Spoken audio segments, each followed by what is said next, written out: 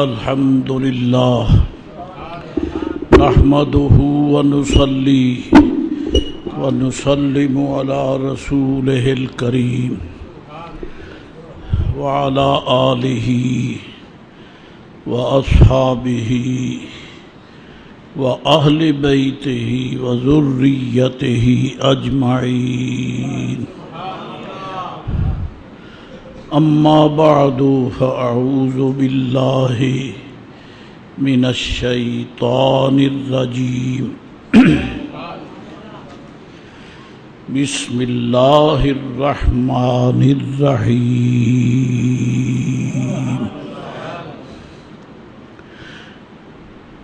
ولولا فضل الله عليكم ورحمته ما زكى منكم من أحد أبدا ولكن الله يزكي من يشاء والله سميع عليم صدق الله مولانا العظيم وصدق رسوله النبي الكريم الصلاة والسلام عليك يا سيدي يا رسول الله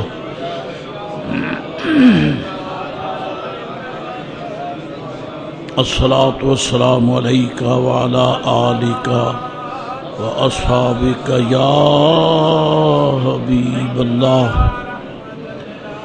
الصلاة والسلام عليك وعلى آلك وأصحابك يا رحمة للعالمين الصلاة والسلام عليك وعلى آلك وأصحابك يا حبيب الله پاکیزگی ایک ایسی نعمت ہے، پاک ہونا ایک ایسا اعزاز ہے جو ایمان والوں کے سوا کسی کو نصیب نہیں ہے، کیونکہ پاکیزگی کا تصور ایمان کے بغیر ممکن نہیں۔ ایمان سے پہلے یا ایمان کے بغیر آدمی کسی قدر بھی اپنے کو نفیس اور جدید تکنیک کے ساتھ پرکشش بنائے، لباس کے حوالے سے یا دیگر مظاہر انداز حیات کے ساتھ، وہ سب کچھ ہوگا لیکن پاک نہیں ہوگا، اسے پاکیزگی نصیب نہیں ہے۔ پاکیزگی ایمان کی برکت سے ملتی ہے،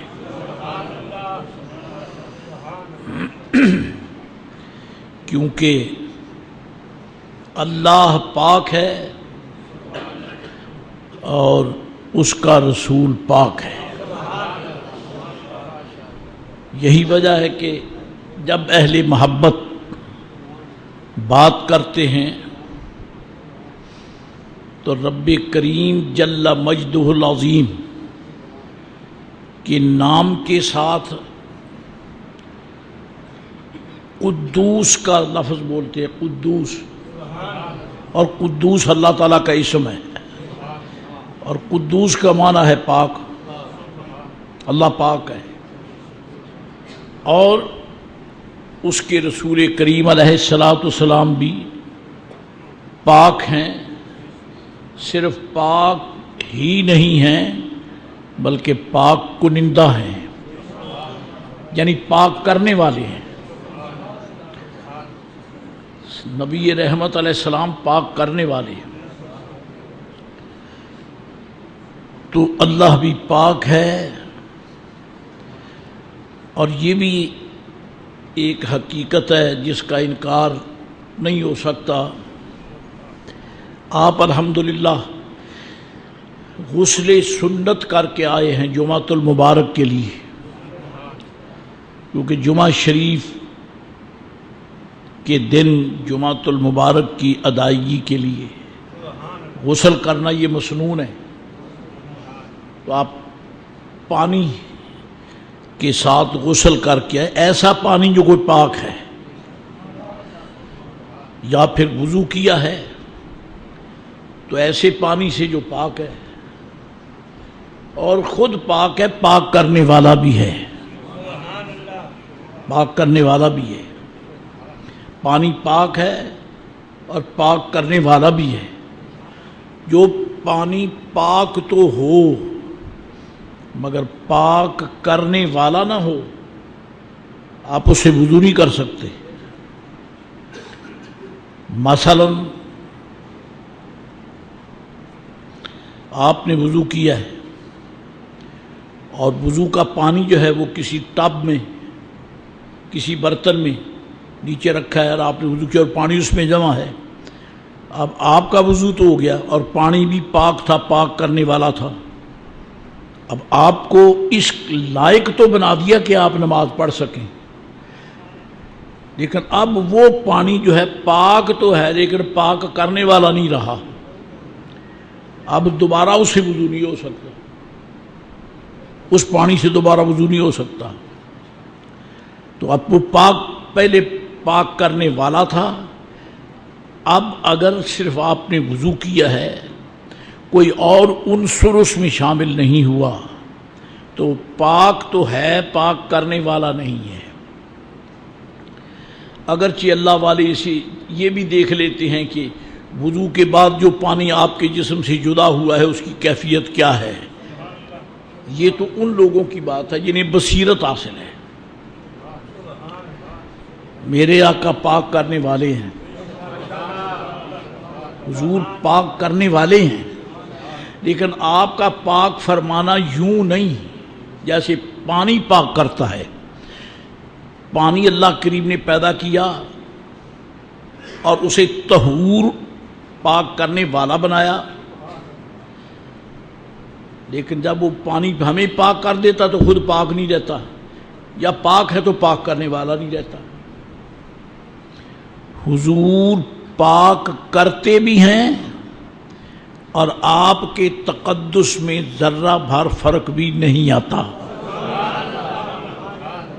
نبی پاک علیہ السلام نے بڑے بڑے ناپاک لوگوں کو پاک فرمایا، بڑے بڑے نجس لوگوں کو حضور نے پاک کیا، یعنی آپ کا کلمہ طیبہ جب انہوں نے دل سے پڑھ لیا پاک ہو گئے۔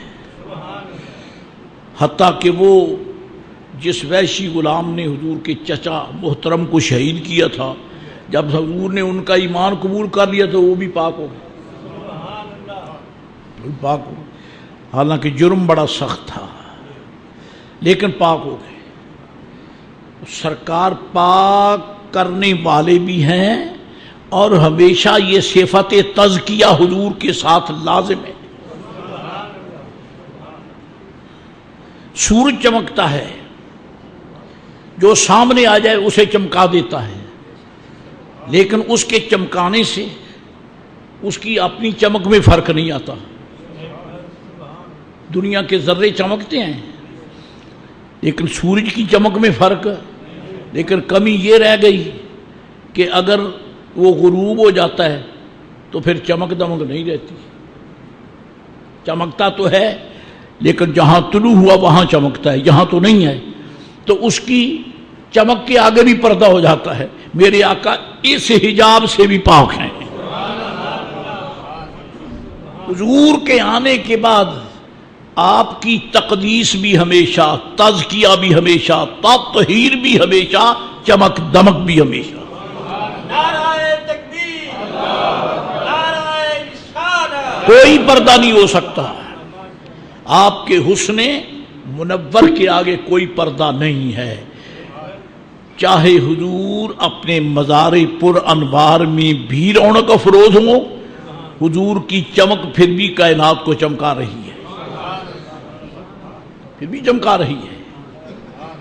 اللہ تعالیٰ فرماتا ہے وَلَوْلَا فَضْلُ اللَّهِ عَلَيْكُمْ وَرَحْمَتُهُ مَا زَكَى مِنْكُمْ مِنْ أَحَدٍ أَبَدًا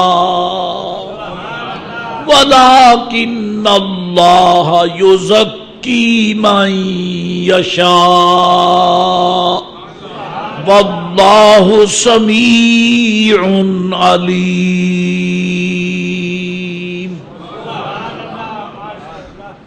رب کریم نے فرمایا اگر اللہ کا فضل اور اس کی رحمت تم پہ نہ ہوتی، اور یہ آیت قرآن پاک میں ہے، پہلی کتابوں کی نہیں ہے، یہ قرآن شریف میں ہے، تو معلوم ہوتا ہے کہ جب یہ آیت قرآن پاک کی ہے تو پھر یہ فضل اور رحمت بھی وہی ہے جس کو قرآن شریف نے بیان کیا ہے۔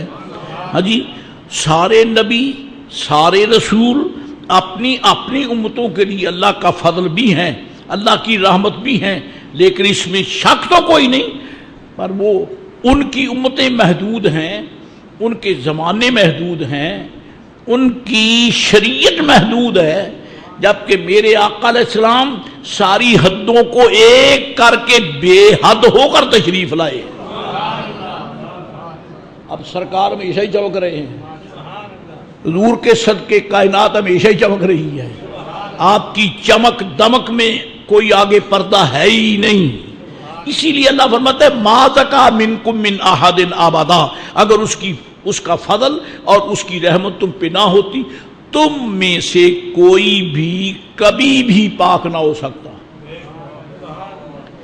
کوئی بھی کبھی بھی پاک ہو رہے ہیں، یہ نہیں پاک ہو رہے ہیں نا، معلوم ہے کہ فضل بھی ہے رحمت بھی ہے، کیونکہ پاک ہونے والے پاک ہو رہے ہیں۔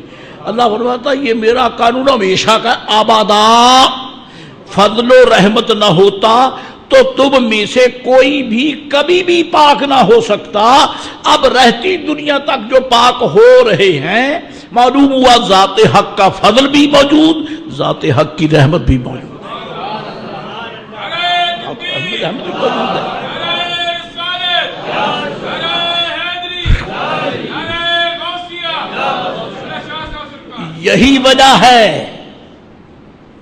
وجہ ہے کہ وہ ذرے جو سرکار علیہ السلام کے حسن سے آپ کی پہلی تجلی کے ساتھ چمکے، ان کی چمک کو کوئی مل سکتا ہی نہیں۔ صحابہ کرام کے دڑے کا کوئی بعد میں ہو سکتا ہی نہیں، یہ سب سے اونچے ہیں، کیونکہ نبی تو کوئی آئے گا نہیں، نبی تو کوئی آئے گا نہیں، امت ہی امت ہے، تو امتوں میں سب سے اونچے صحابہ کرام ہیں، کیونکہ حسن سرکار کی پہلی تجلیات نے انہی کو رنگ چڑھایا ہے، اور حضور ان کی سابقیت کو، ان کی اولیت کو حضور بڑی قدر کی نگاہ سے دیکھتے تھے، اور حضور تو قدر سے دیکھتے ہی ہیں، رب بھی قدر فرماتا ہے۔ اللہ تعالیٰ فرماتا ہے لا یستوی منکم من انفق من قبل الفتح وقاتل، لا یستوی منکم من انفق، آپ جی کچھ بتایا تو نہیں ہے، اللہ کریم فرماتا لا یستوی منکم من انفق من قبل الفتح وقاتل، کہ تم میں سے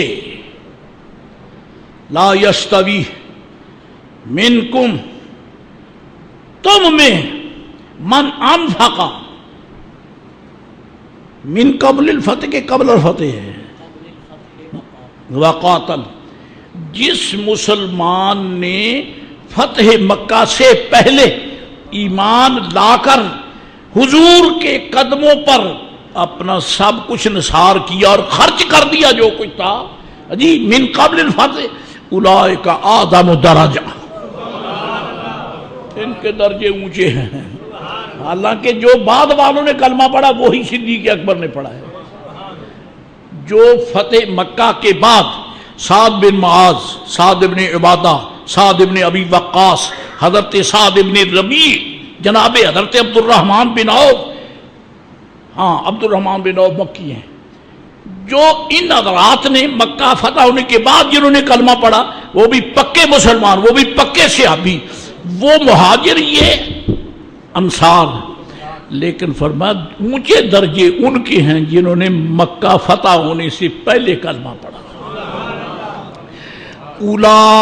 اولئک اعظم درجۃ من الذین آمنوا، وہ لوگ ان سے بہت اونچے درجوں میں ہیں جو کہ فتح مکہ کے بعد ایمان لائے اور انہوں نے خرچ کیا، بڑے عظیم ہیں، پر پہلے خرچ کرنے والے ان سے بھی اونچے ہیں۔ اور اب تو ان کی بھی قدر فرماتا ہے جنہوں نے پہلے کلمہ شریف پڑھا۔ قدر کیسے نہ ہو، سارا شہر، سارا علاقہ، ان کی آنکھیں کیا ہیں؟ زہر میں بجھے ہوئے تیر ہیں جو حضور کے دشمنوں کے خلاف، حضور کے خلاف اٹھ رہے ہیں۔ میرے آقا کو غیظ کی نظر سے، غضب کی نظر سے سامنے آنے والا جو ہے وہ بھیڑیے کی طرح دیکھتا ہے، لیکن اللہ کریم ہے، اس نے اپنے محبوب پاک کو بچائے رکھا۔ ایسے میں جس نے کلمہ شریف پڑھا اس کے حوصلے کی حد کیا ہوگی؟ بعض صحابہ کرام نے فرمایا کہ جب ہم گھر سے نکلتے تھے تو ہمارے گھر والوں کو اور خود ہمیں یہ نہیں پتا ہوتا تھا کہ ہم شام کو بچ کر آ جائیں گے، کیونکہ ہر صرف ادھر کا پڑوسی بھی دشمن، ادھر والا بھی دشمن، سامنے والا بھی دشمن، اس بازار کے والے بھی دشمن، اس بازار میں، آخر اس بازار سے ہو کر گلیوں میں، گلیوں سے آگے ہو کر بازار میں، بازار سے نکل کر باہر، جدھر جاتے کافر ہی کافر ہے۔ ہمیں واپس آنے کی امید نہیں ہوتی تھی۔ ایسے میں جنہوں نے کلمہ پڑھا، ایسے میں جنہوں نے کلمہ پڑھا، اور ایسوں میں جس نے سب سے پہلے کلمہ پڑھا، ایسوں نے کلمہ پڑھا وہ سب سے افضل، اور ایسوں میں جس نے پہلے کلمہ پڑھا وہ ایسوں سے افضل۔ وہ کون ہیں؟ وہ صدیق اکبر ہیں، سیدنا ابو بکر الصدیق رضی اللہ تعالی عنہ، ام المومنین عائشہ صدیقہ رضی اللہ تعالی عنہا آپ کی صاحبزادی ہیں۔ سبحان اللہ، صدیق اکبر کی صاحبزادی، اللہ اکبر، صدیق اکبر کی صاحبزادی ہیں، اور قسم بخدا نبوت کے آستانے میں بھی حصہ ہے۔ نبوت کے ابا جی کے گھر جاتی ہیں تو امت میں ہے، اور اپنے گھر آتی ہے تو بارگاہ رسالت میں ہے۔ ادھر ابا کا سایہ، ادھر میرے مصطفیٰ کا سایہ، اس خاتون کی عزت پہ کروڑوں سلام۔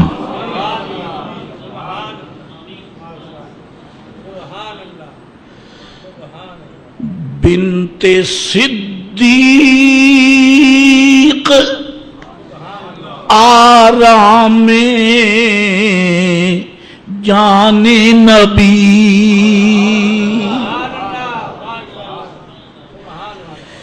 امام اہل سنت پہ بھی کروڑوں رحمتیں ہوں۔ الاناء یترشح بما فیہا، برتن سے وہی شے چھلکتی ہے جو اس کے اندر ہوتی ہے۔ کیا پیار سے، کیا ادب سے، کیا احترام سے، کیا وقار سے، کیا حقیقت کے ساتھ بات کرتے ہیں۔ بنت صدیق آرام جان نبی ہجلا آرائے عفت بلا کو سلام مصطفیٰ جان رحمت بلا کو سلام شمع بز میں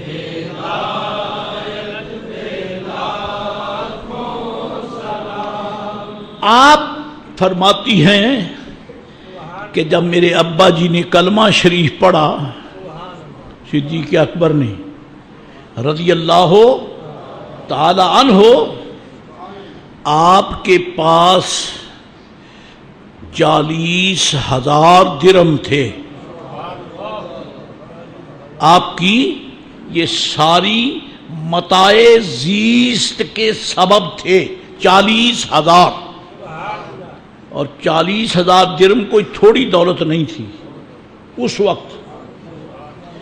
آپ خود اپنے متعلق اندازہ کر لیں. آپ خود کہتے ہیں گزشتہ زندگی کا 100 اور آج کا 50,000 اس کا مقابلہ نہیں کرتا. آپ خود کہتے ہیں. معلوم ہوتا ہے 40,000 درہم تھے صدیق اکبر کے پاس جب حضور کا کلمہ پڑھا. سبحان اللہ. اور جب ہجرت کی، ہجرت اللہ اکبر، تو جو کچھ گھر میں تھا وہ سارے کا سارا ہی لپیٹ کر لے کے چلے گئے. یعنی جتنے دراہم تھے نا سرور کے، کیونکہ پتا تھا کہ سفر ہے اور ابھی میرے آقا نے وضاحت نہیں فرمائی کدھر جائیں گے. ایسے ایسے ایسے پروانے کے صدقے وہ شمع نہیں بتایا کرتی پروانے کو کہ ادھر جانا ہے کہ ادھر جانا ہے. وہ تو جدھر چاہے چمکے پروانہ دیکھتا ہے، جدھر شمع ہے ادھر ہی پروانہ ہوتا ہے. صدیق اکبر نے نہیں پوچھا میرے آقا کہاں کدھر چلیں گے. سرکار کم از کم میں ذہن تو بنا لوں کدھر. نا ذہن کے بنانے کی کیا ضرورت ہے. جس دن کلمہ شریف پڑھ لیا ذہن بن گیا. جس دن کلمہ طیبہ پڑھ لیا ذہن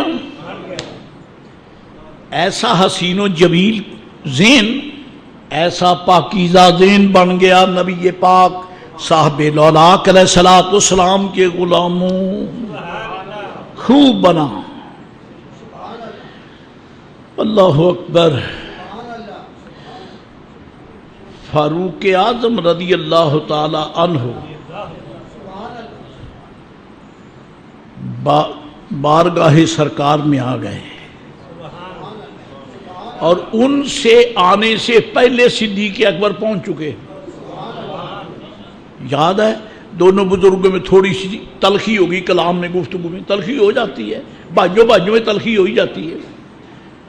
تلخی کے بعد سیدنا حضرت فاروق اعظم رضی اللہ تعالیٰ عنہ کو خیال آیا کہ تجھے ابو بکر کے ساتھ اس طرح گرمی سے بولنا نہیں چاہیے تھا، کیونکہ تجھے پتا نہیں ہے کہ تیرا تعلق ضرور سرکار سے ہے پر ابو بکر کا نمبر اول ہے.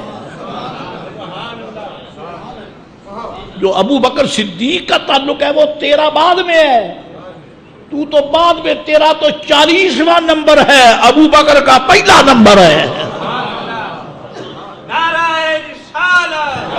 چنانچہ آج جب مدینہ علیہ میں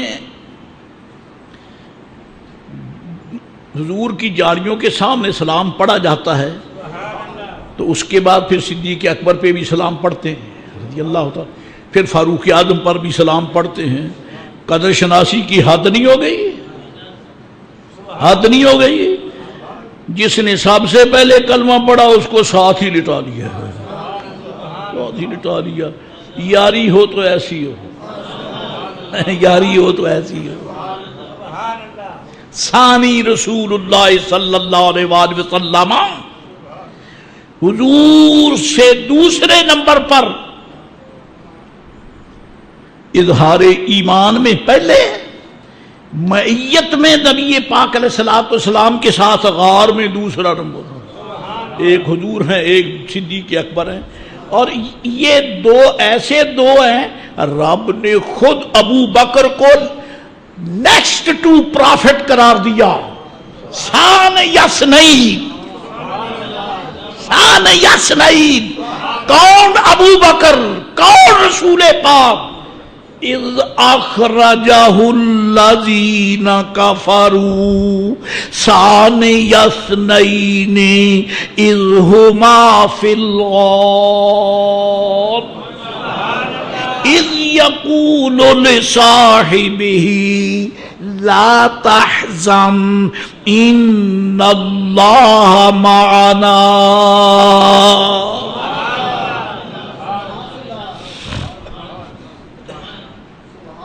فقیر کی انڈرسٹینڈنگ ہے توفیق الہی سے کہ ان الفاظ میں رب کریم نے صدیق اکبر کو 4 مرتبہ حضور کا ساتھی فرمایا ہے، اس کا تو 1 مرتبہ ہی کہہ دینا کافی ہے۔ اللہ کریم نے ان الفاظ میں اس آیت میں 4 مرتبہ، نہ وہ تو 1 مرتبہ ہی فرما دے تو بات پکی ہے، 4 مرتبہ سناؤں، سنو لفظ۔ اللہ تعالیٰ فرماتا ہے اذ اخرجہ الذین کفروا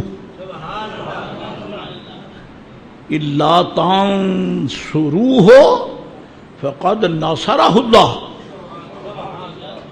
اگر تم رسول پاک کی مدد نہ بھی کرو، امت کو بتا دیا کہ اگر کسی کو میرے محبوب کی خدمت کرنے کا شرف حاصل ہو تو خبردار دل میں یہ نہ لانا کہ ہم نے احسان کیا ہے، نانا تم کون ہو مدد کرنے والے، لَقَدْ نَصَرَهُ اللَّهُ، ان کی تو اللہ مدد فرما چکا۔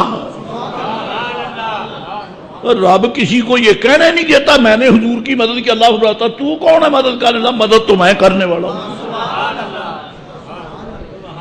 وَلَقَدْ نَصَرَكُمُ اللَّهُ وَلَقَدْ نَصَرَهُ اللَّهُ وَلَقَدْ نَصَرَهُ اللَّهُ، فرمایا قسم ہے اللہ نے ان کی یعنی محبوب کی مدد فرمائی۔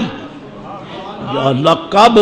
فرمایا اذ اخرجہ، جب محبوب کو کافروں نے مکہ شریف سے باہر جانے کے لیے مجبور کیا۔ اخرجہ ہوئی ہے نا، ہو ضمیر مفرد کی ہے، ایک کی ضمیر ہے، اخرجہ ہو، اس کو نکالا تو وہ ایک ہی ہے، مولا وہ اکیلا؟ میں نہیں، اصل تو حضور ہے نا، لیکن وہ جب نکلے تو اکیلے تو نہیں تھے، ثانی اثنین۔ لو جی ابو بکر کا ساتھ شروع ہو گیا، ثانی اثنین، فرمایا میرا محبوب 2 میں سے دوسرا، 2 میں سے 1 نہیں، 2 میں سے، یہ انوکھی جناب علی ترکیب ہے، 2 میں سے دوسرا، حالانکہ کہتے یہ کہ 2 میں سے 1، 2 میں سے، وہ 2 میں سے 1 کیا تصور، 2 میں سے دوسرا، 1 تو میرا مصطفیٰ ہے، پہلا ثانی جو ہے وہ حضور ہیں، ثانی اثنین، فرمایا محبوب اکیلا نہیں تھا، 2 دوسرا تھا، مولا کس کا؟ فرمایا اثنین، 2 کا دوسرا، 2 کا دوسرا۔ اب سمجھ لو وہ 2 کون ہیں۔ تفسیر امام حسن عسکری یہ رافضیوں کی ہے، اس میں لکھا ہے کہ جب ہجرت کے لیے سرکار کو حکم ہوا اور حضور اپنے آستان کرم سے تشریف لے گئے، سیدھے نکل نہیں گئے مکہ معظمہ سے، صدیق اکبر کے پاس گئے۔ یار کچھ تو بندہ سوچ ہی لے، ساری کائنات دشمنوں کی اور سارے شہر کو چھوڑ کر ابو بکر کے گھر میں میرے آقا کا آنا یہ پتہ نہیں دیتا کہ اس وقت کائنات میں محبوب کی پسند ایک ہی گھر تھا، ایک ہی گھر تھا۔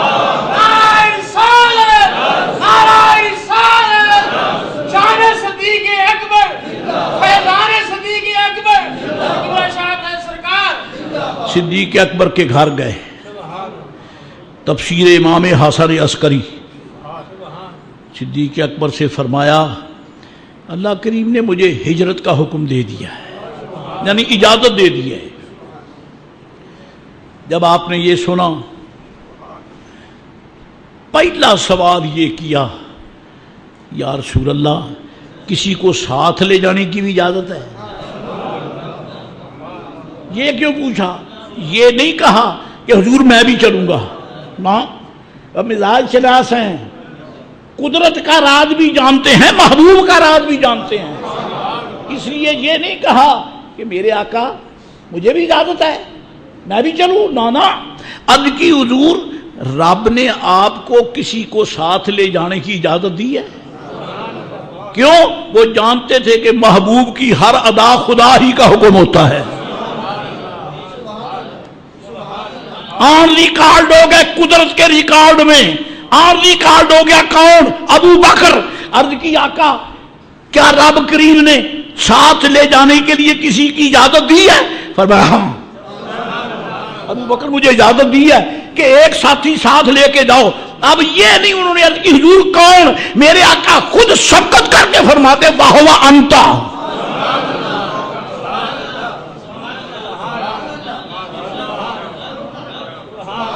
اور وہ تو ہے، اور وہ تو ہے۔ تو پھر مان لو اسلام میں کیا ہے؟ ایک رسول اللہ ہے، ایک یار غار ہے۔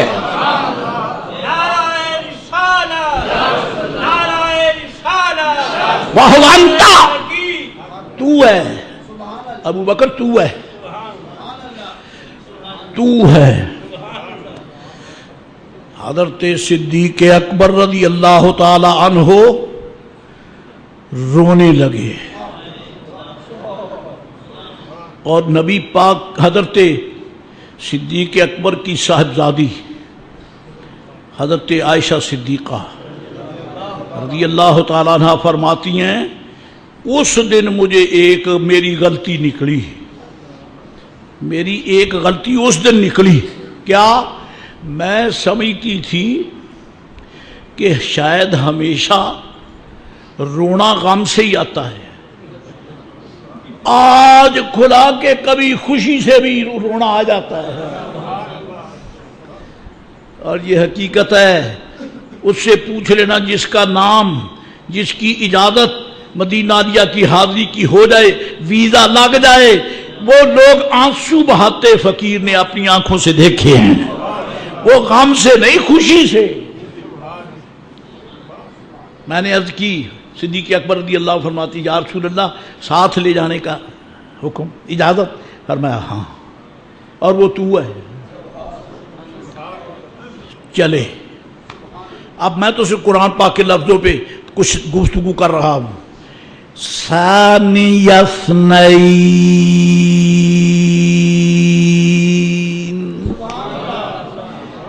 نبی پاک علیہ السلام دو میں سے دوسرے ہیں، دو میں سے دوسرے۔ دوسرا ثابت ہو گیا کہ نہیں؟ آن ریکارڈ ہو گیا ہے۔ اور وہ دوسرا کون ہے؟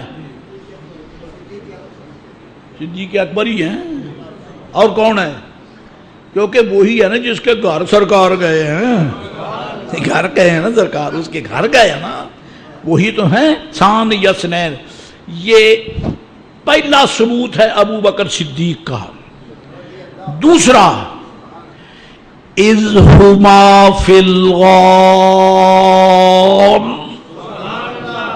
جب وہ دونوں غار میں تھے، جب وہ دونوں، یہ دوسرا ثبوت آ گیا۔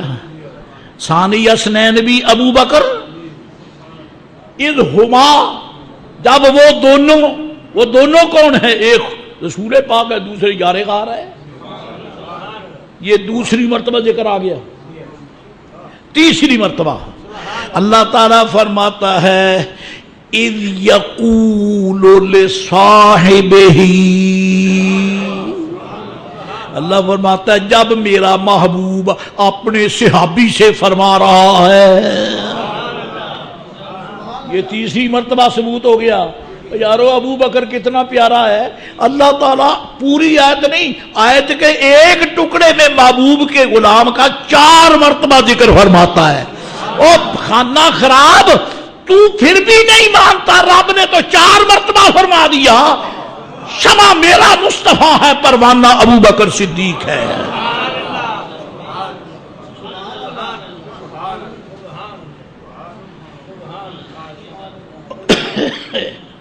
اذ ہما فی الغار 2 اذ یقول لصاحبہ، جبکہ آپ اپنے صاحب اپنے صحابی سے، ابو بکر صدیق کی صحابیت منصوص من القرآن، قرآن شریف سے آپ کی صحابیت ثابت ہے، کیونکہ رب نے فرمایا یقولو لصاحبہ، لمن معہو بھی کافی تھا لیکن صاحب ہی کہہ دیا تاکہ پتہ چلے ابو بکر صحابی رسول ہے. اب جو ان کی صحابیت کا انکار کرے پکا کافر ہے. تو خدا فرماتا ہے یقول لصاحبہ، جب آپ اپنے صاحب سے فرما رہے تھے. پنجابی میں کچھ کہہ دوں، بندہ جہدے نال بہتا پیار تے ادب کرے نا، آندا جناب تانوں فکر دی کری لوڑ، تسی تو ساڈے صاحب ہو، تسی تو ساڈے صاحب ہو. تو جنوں رب آکھے یقول لصاحبہ، اذ یقول، حضور ابو بکر حضور کے صاحب ہیں، نبی پاک کے حضور ابو بکر، اور جو رسول اللہ کے صاحب ہیں.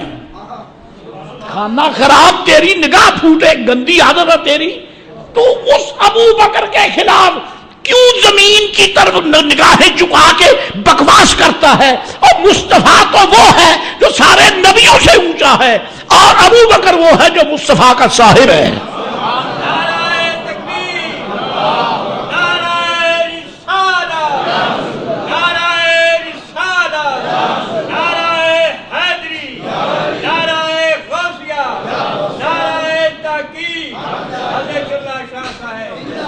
اذ یقول لصاحبہ لا تحزن،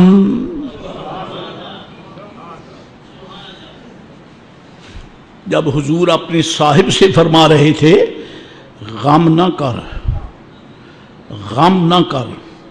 یہاں لوگوں نے پھر بکواس کی ہے، لوگ پھر ڈنڈی مارتے ہیں خانہ خراب. لو جی ابو بکر تو غم کی وجہ سے رو رہا تھا کہ مارے گئے، اب میں بچوں گا کیسے؟ کوئی حیا کر. جو مکہ شریف سے چل کے حضور کو کندھوں پہ بٹھا کے ساتھ لائے بے غیرت، تو وہ ڈر رہا ہے، اسے اپنی جان کا غم ہے، اسے اپنی جان کا غم ہے. جان کا غم ہوتا تو چلتا ہی نہیں تھا، اور چلا تھا تو کبھی ادھر کبھی ادھر چھپ چھپا کے آتا. نہ، حضور کو اٹھا لیا کندھوں پہ تاکہ کوئی کافر آئے بھی صحیح تو مجھ پہ وار کرے، مجھ پہ وار کرے. اذ یقول لصاحبہ لا تحزن، بلکہ میں تو سمجھتا ہوں سرکار یہاں عاشق صادق کو دلاسا دے رہے ہیں. ایک ہوتا ہے حزن، ایک ہوتا ہے خوف. اب جن بے حیاؤں کو خوف اور حزن کا فرق معلوم نہیں ہے وہ کیا تمیز کریں گے؟ خوف اور ہوتا ہے، حزن، خوف کا معنی ہے اپنی جان پر ڈرنا کہ کہیں مجھے نقصان نہ پہنچے، اور غم کا معنی ہوتا ہے دوسرے کے متعلق غم کرنا کہ کہیں اس کو تکلیف نہ آ جائے. اس کو تکلیف نہ آ جائے. اللہ تعالیٰ کے محبوب نے فرمایا لا تحزن ابو بکر میرے متعلق غم نہ کرنا، کافر مجھ تک نہیں پہنچ سکتے.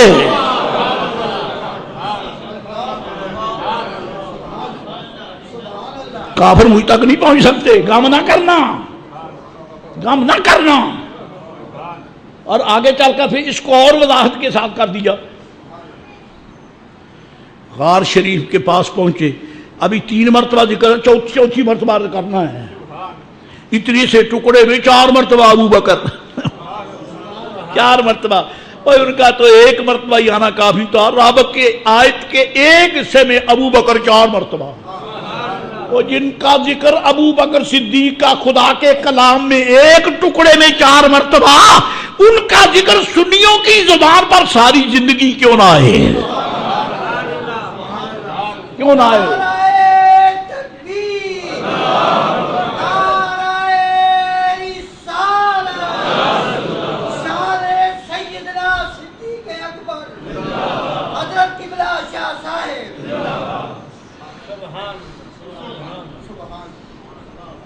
غار شریف کے منہ پہ گئے تو پھر کیا ہوا؟ مشہور مسئلہ ہے. آپ کے ذہن کو استحضار دینا ہے کہ ادھر توجہ رہے. عرض کی سرکار تشریف رکھے. غار میں میں داخل ہوتا ہوں، غار میں میں داخل ہوتا ہوں. کیوں؟ حضور پرانا غار ہے، صدیوں کا پرانا. یہاں ہو سکتا ہے حوام ہوں، حشرات ہوں، سانپ ہوں، بچھو ہوں، ہو سکتا ہے. حضور تشریف رکھیں. اندر میں جاتا ہوں، اگر کوئی دکھ دینے والی موذی شے ہو تو پہلے میں جاتا ہوں، میں کہوں گا مجھ پہ وار کر لو، تمہاری ایسی تیسی مصطفیٰ تک نہیں تم پہنچ سکتے ہو. کرو وار، مجھ پہ کرنا تو کرو. اگر اس میں کوئی ہو اصابانی دونک، اصابانی دونک، سرکار اگر کوئی موذی جانور ہو تو وہ مجھے دکھ دے لے، آپ کو نہ دے. چنانچہ یہاں فیصلہ کرنے کہ ابو بکر صدیق کو اپنی جان کا خطرہ ہے کہ صدیق یا سرکار کا غم ہے. اپنے کو تو پیش کر رہے ہیں سانپوں، اژدہاؤں اور جناب علی یہ بچھوؤں کے سامنے کہ اگر کوئی ایسا ہو تو مجھے ستا لے، آپ کو نہ. جی معلوم ہوا کہ یہ سب مفروض قول بدتر از بول ہیں.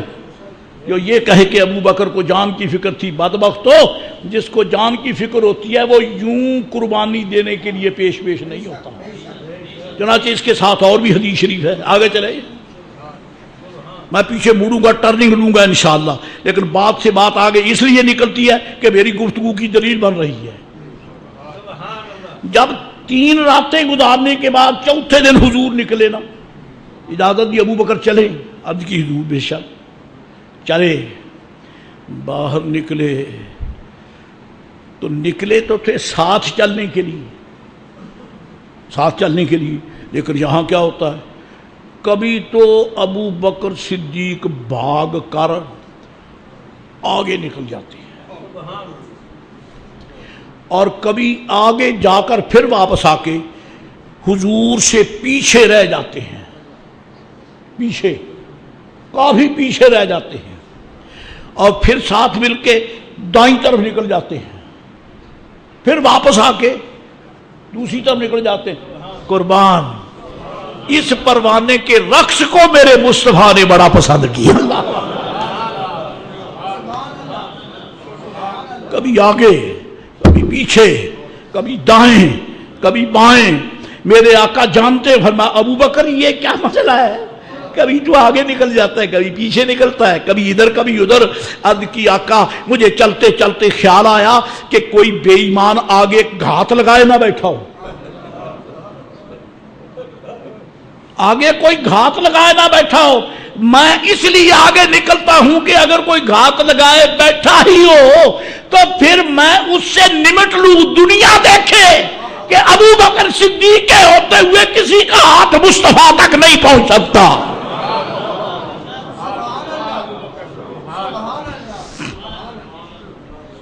میں تب آگے جاتا ہوں. اور جب دور تک دیکھا تو جگہ کوئی درمیان میں ایسی خطرے والی بات نہیں, میں واپس آ رہا. پھر چلتے چلتے میں پیچھے چلا جاتا ہوں. کیوں؟ دیکھتا ہوں کہ کہیں کوئی پیچھے سے تعاقب کرنے والا نہ آ جائے, تاکہ اگر کوئی آنے والا ہو تو میں اس سے بھی نمٹ لوں. میں پوچھنا چاہتا ہوں ابو بکر کتنے آدمی ہیں؟ ایک ہی ہے, اور دشمن سارا شہر مکہ. ہاں جی, اگر آگے ہوں گے تو ایک تو نہیں ہوگا نا, اگر کوئی پیچھے سے آئے گا تو ایک تو نہیں ہوگا نا, اگر دائیں بائیں سے حملہ آور ہوگا تو ایک تو نہیں ہوگا. لیکن ابو بکر کیا ہے تو ایک ہی. رب نے ایک کا انتخاب کر کے بتا دیا, اور میرے خزانے میں دولت بھی ایک ہے اور پہرے دار بھی ایک ہے.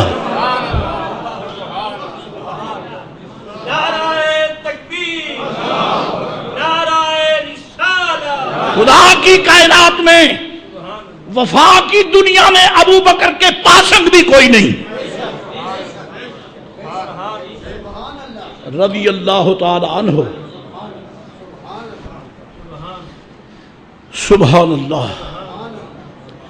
اب میں پھر مڑا وہی حدیث شریف جناب ابو درداء رضی اللہ تعالی عنہ.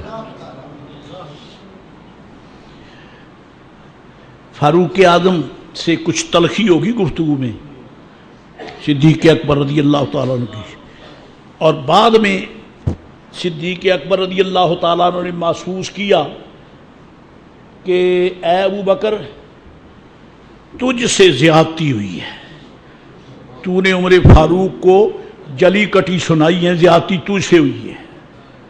چنانچہ دوسرے لمحے عمر فاروق کے پاس پہنچ کر فرمایا بھائی جان مجھ سے غلطی ہوئی ہے, مجھے خدا را معاف کر دے.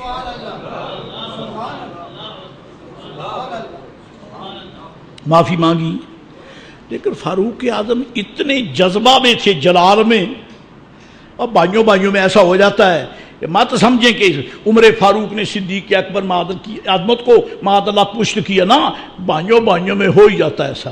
ہاں جی, جب آپ نے کہا کہ بھائی مجھ سے میں تسلیم کرتا ہوں, مجھے نہیں کہنا چاہیے تھا, تو مجھے معافی دے دو. وہ جذبات میں تھے, کہنے لگے جناب نہیں. ان کو یہ تھا کہ میں شکایت لگاؤں گا حضور کے پاس جا کر. اس لیے چنانچہ جب صدیق اکبر رضی اللہ تعالیٰ نے دیکھا کہ عمر معاف نہیں کرتے, تو صدیق اکبر سیدھے نکلے اور فاروق اعظم کے پہنچنے سے پہلے ہی در مصطفیٰ پہ آ گئے, حضور کے دروازے پر آ گئے. آ کر اپنی سرگزشت سنا دی. یا رسول اللہ علیہ السلام, حضور میرے اور عمر فاروق میں کچھ گفتگو کا تبادلہ ہوا اور کچھ گرمی سردی ہو گئی, اور فاروق اعظم کو میں نے کچھ 2-4 جلی کٹی سنا دی. میں نے پھر ان سے معافی مانگی ہے, وہ ناراض ہو گئے. یہ رپورٹ, اور کوئی غلط بیانی بھی نہیں, جو کچھ کہا تھا وہ بھی عرض کر دیا, اور یہ بھی کہ میں نے معافی مانگی لیکن وہ مانے نہیں, یہ بھی بیان کر دیا. تو آپ کو یاد ہے حدیث پہلے سنائی تھی, سرکار نے فرمایا ابو بکر تو نے عمر سے کیا کہا؟ میں نے کہا جی میں نے کہا عمر معافی دے دو, مجھ سے الفاظ کچھ میں نے کہہ دیے, مجھے معافی دے دو. لیکن ابو بکر صدیق عرض کرتے حضور عمر مانے نہیں. فرمایا اچھا, یغفر اللہ لک یا ابا بکر, یغفر اللہ لک یا ابا بکر, یغفر اللہ لک یا ابا بکر. 3 مرتبہ کہا. عمر معاف نہیں کرتا تو نہ کرے, ابو بکر تجھے اللہ معاف کرے. دور تک آپ پہنچ گیا.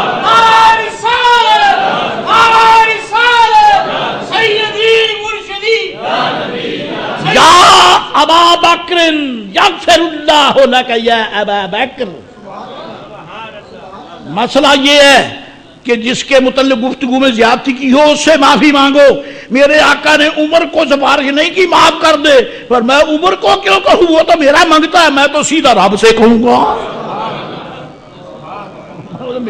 وہ تو میرا منگتا ہے، منگتے کو کیا کہوں کہ معاف کر دے، میں تو اپنے رب کریم کے حضور تیرے نام لے یا اللہ تو معاف کر دے. اور رب بھی رب لگتا ہے، اس نے بھی نہیں کہا کہ عمر تو معاف کرتا نہیں، مجھ سے کو معاف کر پوچھتے ہو. نا حضور کو راضی کرنا ہے، خدا نے راضی کرنا ہے. جب محبوب نے کہہ دیا رب راضی راضی ہے، یہ باتیں ہو رہی ہیں کہ عمر آ گئے.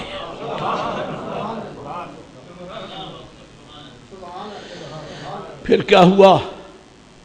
جب فاروق اعظم آئے تو نبی پاک علیہ السلام نے دیکھا عمر فاروق کو، فجعل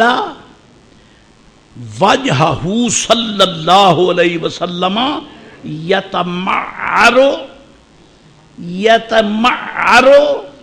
حضور کے چہرہ پاک پر جلال کی سرخی آ گئی.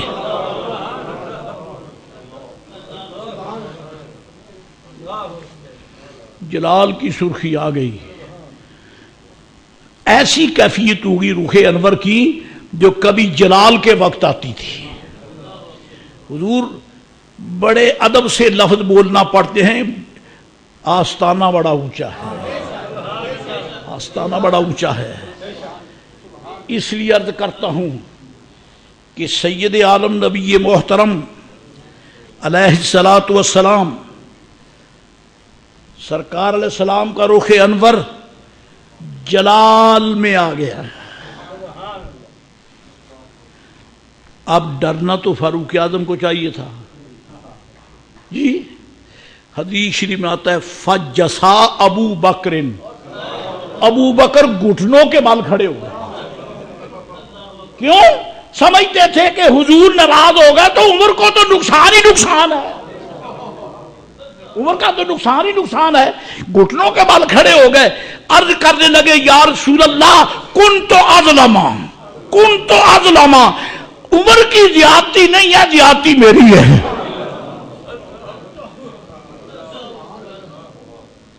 او بھائیوں میں صلح کرنے والوں یوں صلح کیا کرو، اپنی غلطی مانا کرو، اس کو غلط کار مت کہو. اگر کچھ غلطی اس سے ہو بھی گئی ہے تو یوں کہہ دو کہ جو کچھ مجھ سے ہوا میں تمہیں معاف کرتا ہوں، تجھ سے ہوا معاف کرتا ہوں. انشاءاللہ اس کے دل میں تمہیں معاف کرنے کا جذبہ پیدا ہو جائے گا. لیکن ہم تو کہتے تو ڈاکو، تو لٹیرا، تو چور، تو پھر کیا کچھ کہتے. ابو بکر کھڑے ہو گئے گھٹنوں کے بل، کون تو اظلما، میرے آقا زیادتی میری ہے.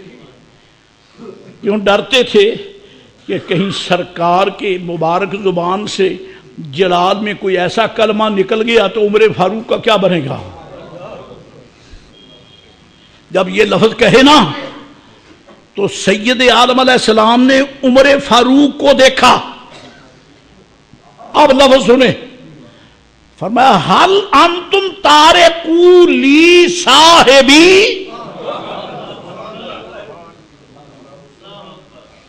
حل انتم تارکو لی صاحبی، کیا تم میری خاطر میرے ساتھی کا لحاظ کرو گے کہ نہیں کرو گے. حالانکہ تسلیم کر رہے ہیں کہ حضور کچھ زیادتی مجھ سے ہوئی ہے، لیکن میرے آقا نے فرمایا حل انتم تارکو لی صاحبی.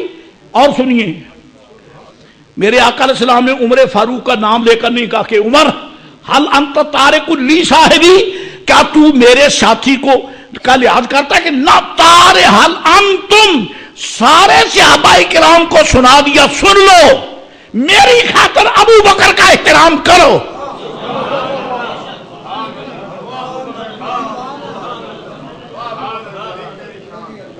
اور رہ گئی یہ بات کہ ابو بکر اگر کچھ یعنی لفظ بول دیں تو پھر فرمایا اول تو بولتا نہیں، اگر بول بھی لیے تو میری خاطر احترام کرو.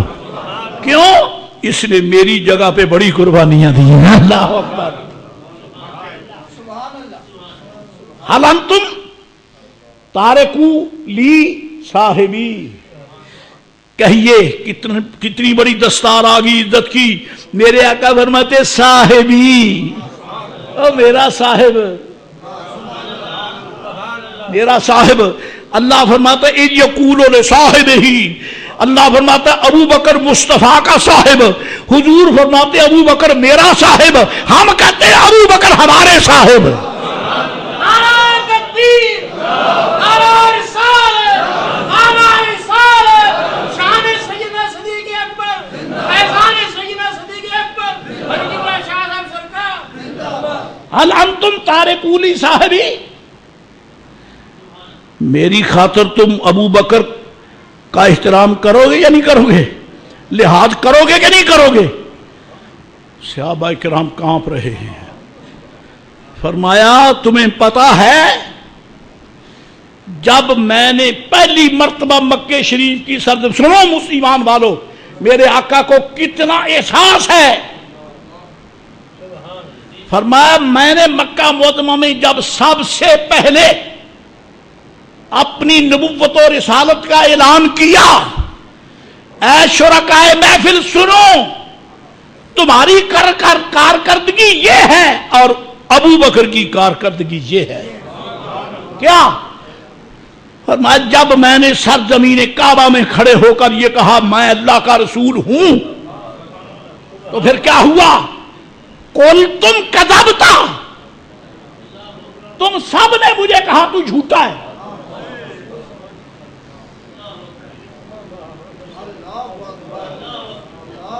تم سب نے مجھے کہا کہ تو جھوٹا ہے. وَقَالَ صَدَقْتَ، یہ جوان ہے جس نے کہا تھا یا رسول اللہ آپ سچے ہیں.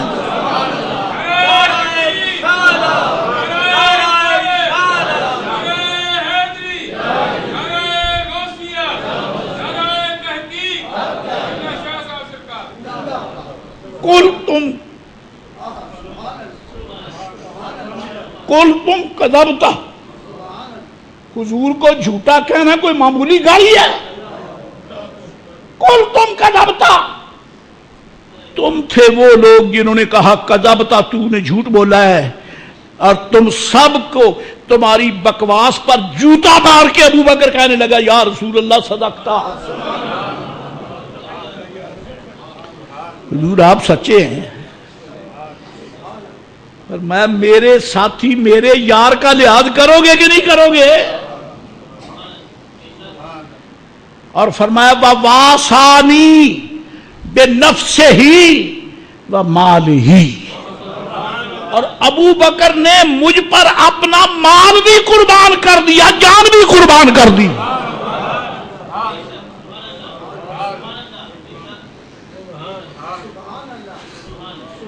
میرا بریلی کا تاجدار بولتا ہے، احمد رضا بریلوی بولتا ہے، خدا کی قسم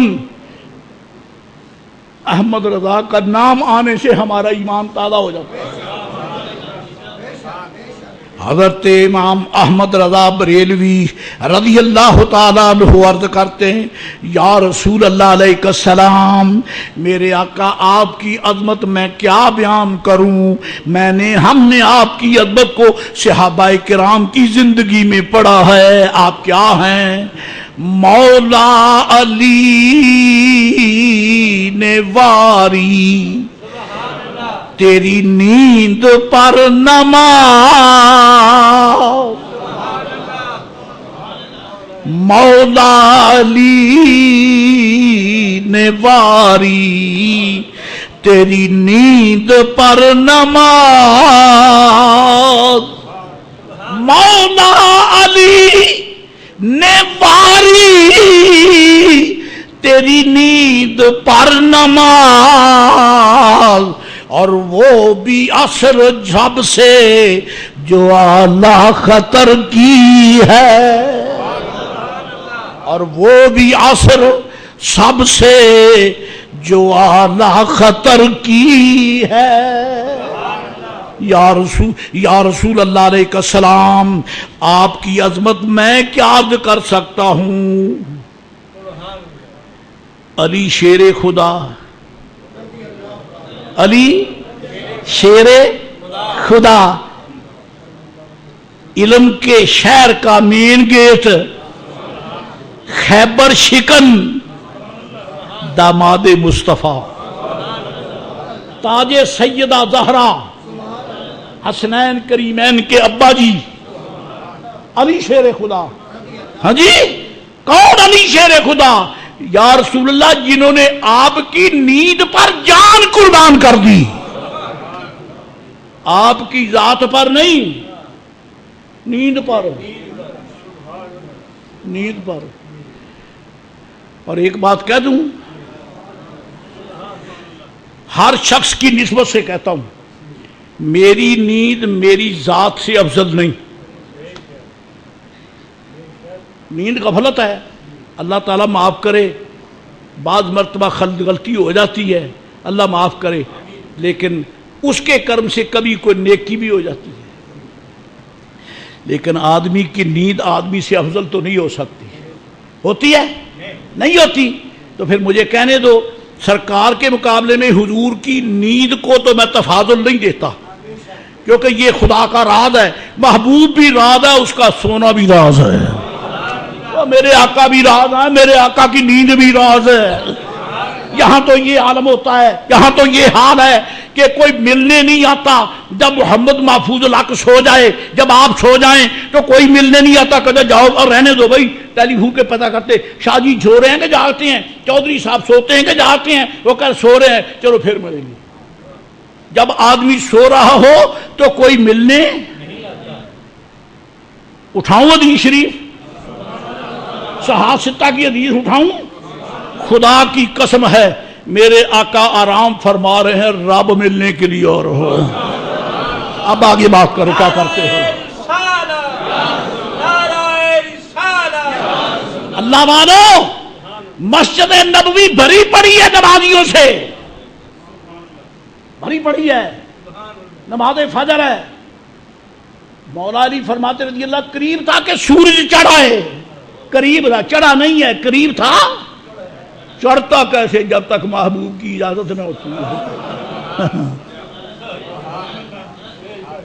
ان کا تو بچہ فرماتا ہے، میرے آقا کا تو بچڑا فرماتا ہے، میرے آقا کا شہزادہ فرماتا ہے۔ کون سا شہزادہ؟ سنیوں کا پیر، اہل سنت کا پیر مرشد حضور غوث پاک 11ویں والا پیر فرمایا، فما منہا شہور او دہور تمر وتنقضی الا عطالی۔ جو دن آئے، جو رات آئے، جو ہفتہ آئے، جو ماہ آئے، جو چاند آئے، مجھ سے پوچھ کر چڑھتا ہے، مجھ سے پوچھ کے چڑھتا ہے۔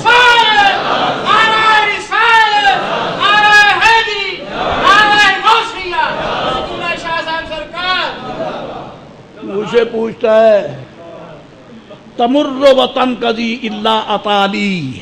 اگر کوئی پڑھ سکتا ہے تو بہجت الاسرار پڑھ لے، اگر کوئی پڑھ سکتا ہے تو تفریح الخاطر پڑھ لے، اگر کوئی پڑھ سکتا ہے تو اخبار الاخیار پڑھے، نہیں پڑھ سکتا تو ڈوب کے مرے۔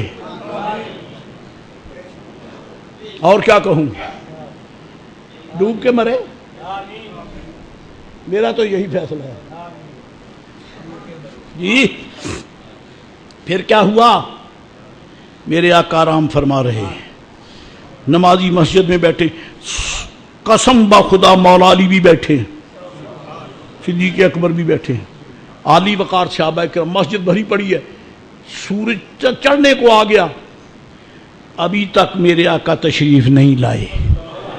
لیکن قسم با خدا مجال ہے جو کسی نے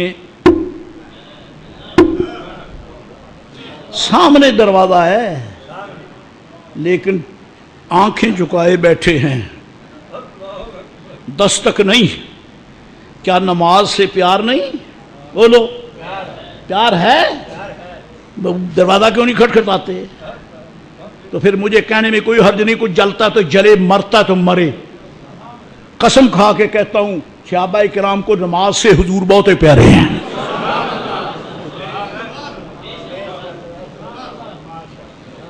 یہ فلسفہ پیران طریقت کا دامن پکڑنے والوں کو سمجھ آئے گا، بے پیروں کو نہیں آ سکتا، بھنگیوں چرسیوں کو نہیں آ سکتا۔ یہ مرشدان طریقت والوں کو آئے گا، نماز جا رہی ہے فجر کی، سورج قریب ہے، کوئی دروازہ نہیں کھٹکھٹاتا، سب بیٹھے ہیں. کیا ڈر نہیں تھا؟ اب ان کے ضمیر کی ترجمانی فقیر کرتا ہے، کسی کو بارہ کھائے نہ کھائے، میری تو ضمیر یہی کہتا ہے. دروازہ تو تب کھٹکھٹاتے نا، کہتے ہیں اٹھو بادشاہ نماز گئی، بادشاہ تو جلدی کرو نا، لے حد ہوگی بھائی، اسی کدے دے بیٹھے ہیں تو تسی حالے دے معاذ اللہ لا حول ولا قوت الا باللہ. قسم بخدا سب صحابہ مطمئن بیٹھے ہیں.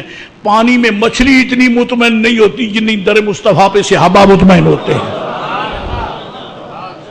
مجال ہے کسی نے دستک دی ہو، کیوں؟ ان کے ضمائر کہہ رہے تھے وہ دستک کیوں دو؟ دستک تب دے کہ یہ عقیدہ کہ حضور غافل ہیں. حضور غافل نہیں ہے، غافل نہیں ہے.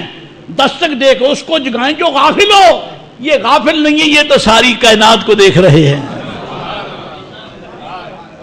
ایک اور دوسری بات یہ ہے کہ دروازہ تب کھٹکھٹائیں کہ نماز نکل جانے کا ڈر ہو. نماز سورج چڑھنے سے پہلے پڑھو فجر کی، یہ کس نے بتایا؟ بتاؤ. حضور نے. تو فرمایا یہ نماز کے مالک ہیں، سورج ڈوبنے سے پہلے پڑھا دیں تو پہلے پڑھ لیں گے، بعد پڑھائیں تو بعد پڑھ لیں گے. بات تو ایک ہی ہے، بات تو ایک ہی ہے.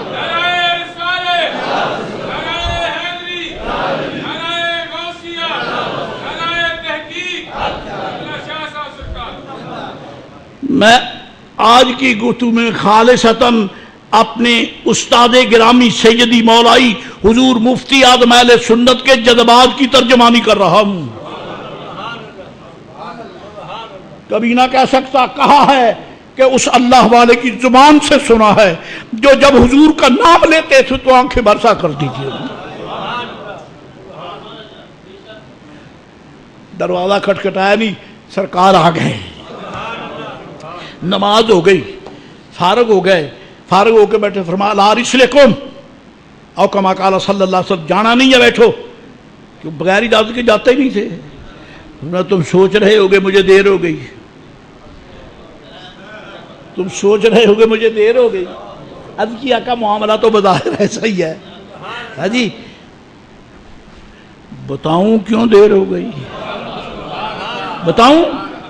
اسی نقطے کو پھر ذہن میں لائیں. ہم سو جائیں تو کوئی ملنے کے لیے نہیں آتا، اور یہ بستر ناز پر اگر آرام فرما ہے تو کون آیا؟ کون آیا؟ طبرانی کی حدیث شریف ہے، یہ ترمذی میں بھی موجود ہے، طبرانی میں بھی موجود ہے، اور اس کو سلطان المحدثین نے شرح مشکات میں بھی نقل کیا ہے. میرے آقا نے فرمایا اتانی ربی فی آخر سورہ،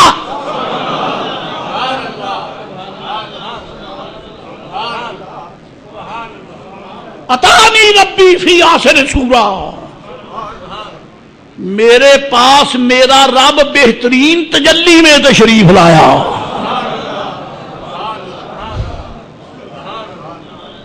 اس محبوب کی شان کس ترازو میں کوئی تو لے. اور تو سو جائے تیرے پاس کوئی ملنے نہیں آتا، بلکہ تو ایسا، تجھے سے مراد ہے غیروں کی بات کرتا، آپ نہیں. تو ایسا بے نصیب ہے، تو جاگ بھی رہا ہو تو تجھے ملنے کوئی نہیں آتا. اور میرے آقا خواب گائے ناز میں آرام فرماؤں اتانی ربی، میرا رب میرے پاس بہترین تجلی میں تشریف لایا. بولو. ادھر فرماتا ہے ان الصلاۃ کانت علی المؤمنین کتابا موقوتا، نماز میں نے لوگوں پر، ایمان والوں پر وقت پر فرض کیا ہے. وقت ضائع نہ کرو، ان ٹائم نماز پڑھو، ٹھیک ہے نا؟ کتاب موقوتا، وقت مقرر پہ نماز فرض کرنے والا این اس وقت متجلی ہوا جب نماز کا وقت ہے. ہاں جی، نماز کا وقت ہے. دیکھو کان پکڑ رہا ہوں لیکن زبان روک کے بھی نہیں رک سکتی، بات کہے بغیر جا بھی نہیں سکتا، کہوں گا ضرور. اعلیٰ حضرت فرماتے ہیں لوگ نماز پڑھتے ہیں اور ان کی نماز میں حضرت حق کے دربار میں حاضری ہوتی ہے. جب لوگ نماز پڑھیں تو ان کی حاضری حضرت حق کے دربار میں ہوتی ہے. اور میرے آقا کا مقام اور ہے یہ ایسی نماز میں تھے کہ ذات حق کی خود ان کے پاس جلوہ گری تھی. نعرہ تکبیر، نعرہ رسالت، نعرہ رسالت، نعرہ رسالت، فرمان رسالت، شان رسالت، حضرت مولانا شاہ صاحب سرکار. یہ ایسی انوکھی نماز. اب اس کو میں نیند میں کیسے کہہ سکتا ہوں، خدا ہی بہتر جانے. بہرحال چونکہ لفظ آتے ہیں حضرت تعالی نے اس لیے کہہ دیا مولا علی نے واری تیری نیند پر نماز، اور وہ بھی عصر سب سے جو اعلیٰ خطر کی ہے.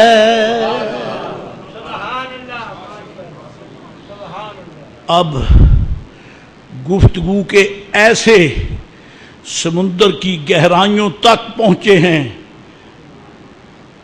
خدا تعالیٰ ہی کرم کرے تو نکل سکتے ہیں. اگر اس کو چھیڑتا ہوں تو وقت چاہیے، ٹائم ہو گیا. انشاءاللہ زندگی ہے، خدا کرے آپ کی اور خصوصیت سے دعا کرو اللہ پاکستان کو سلامت رکھے، اللہ آپ کو سب دوستوں کو اہل محبت کو سلامت رکھے. انشاءاللہ وقت ملا تو اس مسئلے کو پھر یہیں سے پھر شروع کر دیں گے انشاءاللہ. وآخر دعوانا الحمدللہ رب العالمین وما علینا.